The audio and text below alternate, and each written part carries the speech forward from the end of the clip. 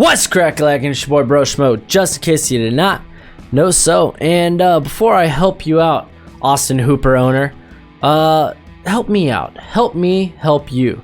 And subscribe. Give me a thumbs up while you're at it. Become a bro, subscribe. But yeah, dude, we're about to hit monetization, man. That's sick. We're under review, so good job, guys. Give yourself a round of applause. You did it. I'm so proud of you. But yeah, man, tight end this week. Mainly, really, the only guy of substance we're losing this week, I guess you could say Gerald Everett, but he's been real so-so, is Austin Hooper. That's the big loss this week. So let's take a look at tight ends. It's a tough position to project who will do what, but we're going to try to do that this week and go with the safest options. So let's do that. We're going to start with the Thursday night game, my game of the week, because it has my start of the week. Who else but George freaking Kittle, man. San Fran versus Arizona. Kittle's a must start. Arizona, they're 32nd against opposing tight ends, so lol. You're going to start Kittle. As far as Arizona, I mean, Charles Clay or Max Williams, I mean, they're facing San Fran. They're first against opposing tight ends. It's not worth the shot in the dark. So let's move to London and talk about the Jacksonville Jaguars versus the Houston Texans. As far as Jacksonville, no Shaughnessy, no start, man. Shaughnessy, at least when he was in the lineup, he was getting touchdowns. You know, he may not have been getting targets, but he got the one right target. He was getting touchdowns. As far as the tight ends, man, Jacksonville just doesn't really utilize them. As far as Texans, man, Darren Fells might be a good start this week. I know. Darren Fells has been a enigma to me, man. Every time I'm like, no, don't do it, he goes out, he has a touchdown or two, and then, or he'll pump out like a 9-target game. And then when I'm like, you know what, fine, you know what, Darren Fells, fine, here you go, dude. Start Darren Fells, and he just does bad. So I'm going to go with him this week. So, yeah, Houston, man. Jacksonville, they're 19th against opposing tight ends, so they're not so bad, but they have allowed 4 touchdowns to the tight end position, so might be a sexy number for Fells. Jets versus Dolphins. If Chris Herndon's back, if he's healthy, I think he might be worth the shot because Sam Darnold likes to go to his tight ends. If not, then Ryan Griffin is not a terrible start if you really have to. But let's talk about the Dolphins. Be picky when it comes to when it comes to your tight ends. Be picky, which means no Mike Gesicki. That almost rhymed. Not like I tried. Anyway, Redskins versus Buffalo. Another game where it's like, screw it, no one started. I mean, honestly, Washington, they're 3rd against opposing tight ends, or Buffalo is. But who do you really start? Sprinkle? Nah, I don't want to. Don't sprinkle that onto my fantasy team. I ain't about that. Buffalo, though, it looks like Tyler Kroft has taken over majority of Dawson Knox's volume, but it looks like it might be a run-heavy script, so I don't think neither is a good option in this matchup. Minnesota versus Kansas City. Kyle Rudolph, Irv Smith Jr., they're both not viable. Maybe if you put them together, you got yourself a decent tight end, but not in this game. I'm not liking it. And Kansas City, Travis Kelce, man, you have to start. Especially if it's Matt Moore, he will be a good safety blanket for Matt Moore, as we saw against the Packers. And, you know, Minnesota, they're 15th. They're so-so against opposing tight ends. The Bears versus the Eagles. Oh, man, talk about the Bears. Their tight ends are more irrelevant than the Cardinals are. Oh, yeah, so let's not even dip our toe into that. But Ertz and Goddard, they might be...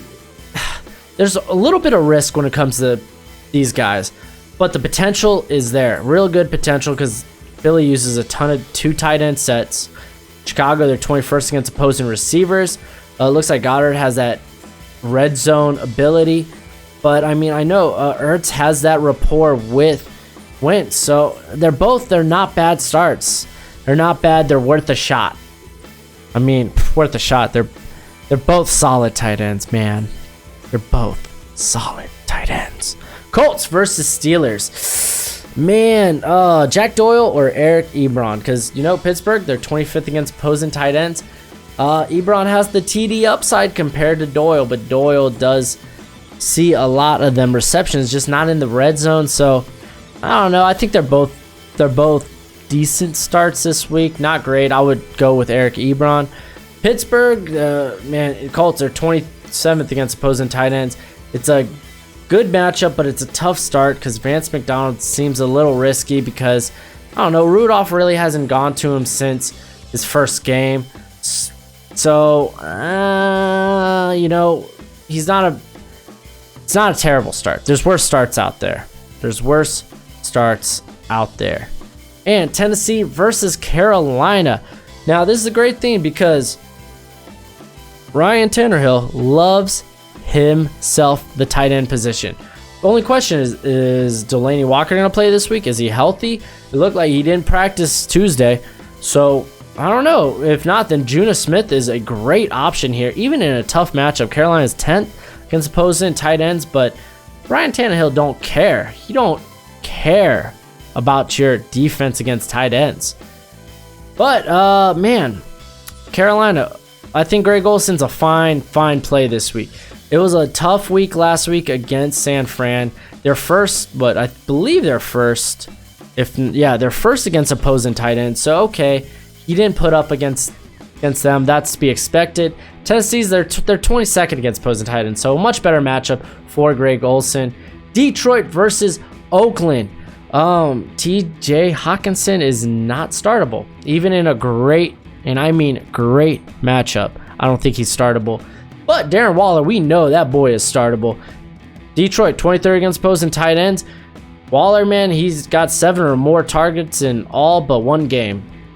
I love me Darren Waller. Tampa Bay versus Seattle. Oh, man. OJ Howard, do you really trust OJ Howard? I don't. It's a great matchup. Seattle, they're 29th against opposing tight ends, but really offers nothing, and neither does Cameron Brate. Cameron Brate is a very touchdown dependent, so I would steer clear from both of those. But last week, I had a potential surprise candidate for a streaming option and it was Seattle's Jacob Hollister. I think he's worth the shot again this week. I know he didn't really perform last week, but I think he's worth the shot. Tampa Bay, they're 31st against opposing tight ends, so if you really are in a tight bind, I don't think he's a bad option. Cleveland versus Denver. Oh, Ricky Seals-Jones continues to be depressing. Demetrius Harris, he got a bulk of the workload there, but I don't like it. Alexander Johnson's done a really good job in coverage, especially over with the tight ends. Denver, they're 12th against opposing tight ends, so I don't like the matchup for either or. Denver, Noah Fant, man. It's a decent matchup. Cleveland's 18th against opposing tight ends, and Noah Fant ran, I think he's in the top 10 for most routes ran by tight ends, but a lot of that don't amount to nothing, dude. He has too many drops this year. He's just been bad. I'd steer clear, kind of like with his counterpart TJ Hawkinson, who should have like four more touchdowns on the year, but they've all fallen as drops. And we got Green Bay versus the Chargers. Oh, man, Jimmy Graham, I only like you in this matchup if there is no Devontae Adams, and it looks like there will be, so I don't like Graham because he really loses his startability, his viability, if Devontae Adams is on the field. As for Hunter Henry, he's a must start, man, and he faced his toughest matchup last week against the Bears, and he had 4 receptions on 6 targets for 47 yards. So it was a tough matchup, and Packers are 28th against opposing tight ends. It's a good matchup for Henry. And the Sunday night game, we got New England versus Baltimore. Man, Ben Watson, it's a tough matchup. Baltimore, they're 7th against opposing receiver or tight ends. So it's not like he really offered much. I think he got like 2.5 points in half PPR leagues last week anyway. So yeah, they're better options, better shots out there. As far as Mark Andrews, tough matchup. New England's 2nd against opposing tight ends, so he kind of feels hard to start. But I think he's the most likely to score. He's the biggest threat as far as receiving for Baltimore. And we saw Demetrius Harris for Cleveland. He got himself into the end zone. Like, those linebackers for New England, they're beatable if they get matched up on tight ends. So I don't think Mark Andrews is a terrible option. But the Monday night game, Dallas versus the Giants, man. Evan Ingram, great matchup. I mean, I think it's a great matchup. He's just been a reliable threat. The only game he really didn't put out in is the one against Arizona, who puts out for everybody. So, yeah, I'd go with him. He played well last time they played, too. Dallas, man, Jason Witten. It's hard. Honestly, if you can't find a better option, he's not bad. He's been very solid for Dak this year. The Giants, they're fourth against opposing tight ends, which is weird. But honestly, if you really can't find anyone you're more comfortable with, then Jason Witten's not a bad option. But that's it for the video. Go ahead, do the YouTube things. Much appreciated. Much obliged. But until next time, you be easy, my friends. Later.